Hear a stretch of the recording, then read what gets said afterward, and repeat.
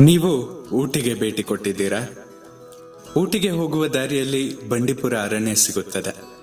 ಅಲ್ಲಿ ಕಡಲೆಕಾಯಿ ಪೊಟ್ಟಣ ಮಾರುವವರ ಪೊಟ್ಟಣಗಳನ್ನ ಕೈಯಲ್ಲಿ ತೋರಿಸ್ತಾ ಕೋತಿಗೆ ಕಡಲೆ ತಗೊಳ್ಳಿ, ಕೋತಿಗೆ ಕಡಲೆ ತಗೊಳ್ಳಿ ಎಂದು ಕಿರಿಚ್ತಾ ಇರ್ತಾರೆ. ಪ್ರಯಾಣಿಕರು ಇವುಗಳನ್ನ ಕೊಳ್ಳುತ್ತಾರೆ, ಆದರೆ ತಿನ್ನುವುದಿಲ್ಲ. ನಮಸ್ಕಾರ, ಕೇಳ್ತಾ ಇದ್ದೀರಾ ಅವಿಭಾಜಿತ ಪಾಡ್ಕಾಸ್ಟ್. ನಾನು ಸಂಕೇತ್ ಭಟ್. ಕಡಲೆಕಾಯಿ ಮಾರುತ್ತಿರುವವರಿಂದ ಸ್ವಲ್ಪ ದೂರದಲ್ಲಿ ವಾಹನಗಳು ನಿಲ್ಲುತ್ತವೆ.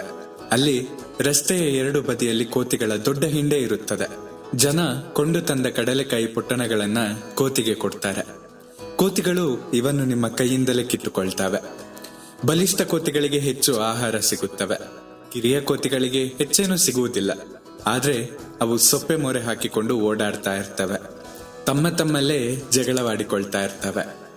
ಈ ಎಲ್ಲ ಕೋತಿ ಚೇಷ್ಟೆಯನ್ನ ನೋಡಿ ಆನಂದಿಸಿದ ಪ್ರಯಾಣಿಕರು ಊಟಿಯ ಕಡೆ ಪ್ರಯಾಣವನ್ನ ಮುಂದುವರಿಸ್ತಾರೆ. ಆಶ್ಚರ್ಯ ತರುವ ವಿಷಯವೇನೆಂದ್ರೆ, ಈ ಎಲ್ಲಾ ಕೋತಿಗಳು ರಸ್ತೆಯ ಬದಿಯಲ್ಲೇ ಠಿಕಾಣಿ ಹೂಡ್ತಾ ಇರ್ತವೆ. ಅವು ಆಹಾರಕ್ಕಾಗಿ ಪ್ರಯಾಣಿಕರು ಕೊಡುವ ಕಡಲೆಕಾಯನ್ನೇ ನಂಬಿರ್ತವೆ. ಬೇಡಿ ತಿನ್ನುವ ಅಭ್ಯಾಸವಾಗಿರುವ ಇವು ಕಾಡಿನಲ್ಲಿ ಹೋಗುವ ಹಣ್ಣು ಹಂಪಲು ಹುಡುಕುವ ಪ್ರಯತ್ನವನ್ನು ಮಾಡುವುದೇ ಇಲ್ಲ. ಬೇಸಿಗೆ ಕಳೆದ ನಂತರ ಊಟಿಗೆ ಹೋಗುವವರ ಸಂಖ್ಯೆ ಕಡಿಮೆ ಆಗ್ತಾ ಇದೆ. ಆಗ ಈ ಕೋತಿಗಳಿಗೆ ಕಡಲೆಕಾಯಿ ಕೊಡುವವರ ಸಂಖ್ಯೆಯು ಕಡಿಮೆಯಾಗತ್ತೆ. ಆಗ ಕೋತಿಗಳು ಉಪವಾಸ ಮಾಡ್ತವೆ, ಆದ್ರೆ ಕಾಡಿಗೆ ಹೋಗಿ ತಮ್ಮ ಆಹಾರವನ್ನು ಹುಡುಕಿಕೊಳ್ಳುವುದಿಲ್ಲ. ಏಕೆಂದ್ರೆ ಕೂತ ಕಡೆ ಉಚಿತ ಊಟ ಉಣ್ಣುವ ಅಭ್ಯಾಸ ಆಗಿಬಿಟ್ಟಿದೆ. ಉಚಿತ ಊಟದ ಅಭ್ಯಾಸದಿಂದ ಕೆಡುವವರು ಮನುಷ್ಯರಲ್ಲೂ ಇದ್ದಾರೆ. ಇಂಗ್ಲೆಂಡಿನಲ್ಲಿ ಒಬ್ಬ ವೈದ್ಯಕೀಯ ವಿದ್ಯಾರ್ಥಿ ಇದ್ರಂತೆ.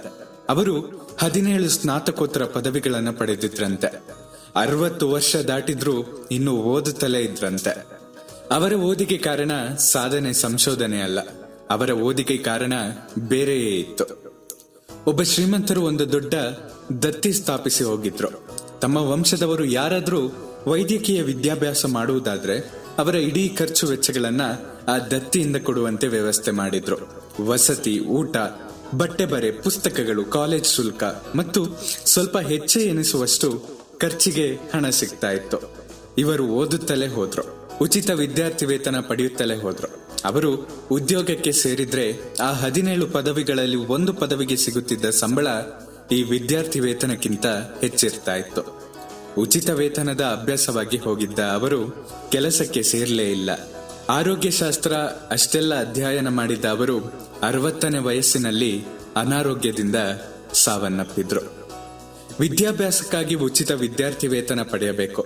ಉಚಿತ ವಿದ್ಯಾರ್ಥಿ ವೇತನಕ್ಕಾಗಿ ವಿದ್ಯಾಭ್ಯಾಸ ಮಾಡಬಾರದು. ಕಾಯಿಲೆ ಬಿದ್ದವೆಂದು ಉಚಿತ ಔಷಧಿ ಪಡೆಯಬೇಕಲ್ಲದೆ ಉಚಿತ ಔಷಧಕ್ಕಾಗಿ ಕಾಯಿಲೆ ಬೀಳಬಾರದು. ನಾವು ಅನಿವಾರ್ಯವಿದ್ದಾಗ ಉಚಿತ ಊಟ ಪಡೆಯಬೇಕು. ಉಚಿತ ಊಟ ಪಡೆಯುವುದೇ ಅನಿವಾರ್ಯವಾಗಬಹುದು. ನಾವು ಊಟಿ ರಸ್ತೆಯ ಕೋತಿಗಳಾಗಬಾರದು ಅಲ್ವಾ? ನಿಮ್ಮ ಅನಿಸಿಕೆಗಳನ್ನ ನನ್ನ ಬಳಿ ಹಂಚಿಕೊಳ್ಳಿ. ನಿಮ್ಮ ಪ್ರೀತಿ ಹಾಗೂ ಪ್ರೋತ್ಸಾಹ ಸದಾ ಹೀಗೆ ನನ್ನ ಮೇಲೆ ಇರಲಿ. ಸದಾ ಕೇಳ್ತಾ ಇರಿ ಅವಿಭಾಜಿತ ಪಾಡ್ಕಾಸ್ಟ್. ನಾನು ಸಂಕೇತ್ ಭಟ್. ಧನ್ಯವಾದಗಳು.